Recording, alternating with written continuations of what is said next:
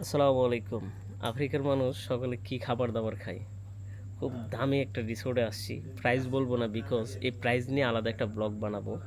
Right now আমি আছি হলো যে ইন্ডিয়ান ওশন। দেখেন, সমুদ্রের পাড়ে। এই হলো আমার সকালের ব্রেকফাস্ট। এখানে হলো যে দেখা যাচ্ছে বিন, স্প্যানিশ এগ, তারপর হলো যে কেক, প্যানকেক, একটা টোস্ট। এখানে হলো যে কিছু ফ্রুট দিয়ে দিল। এই হলো আমার সকালের ব্রেকফাস্ট। বাট কথা হলো যে আফ্রিকাতে এসে এত ফ্রেশ খাবার দাবার পাবো এটা তো কল্পনাও ছিল না। সিরিয়াসলি বলতেছি, এখানকার লোকাল খাবার কি জানেন? উগালি, রাইস, পিলাও, চাপাতি।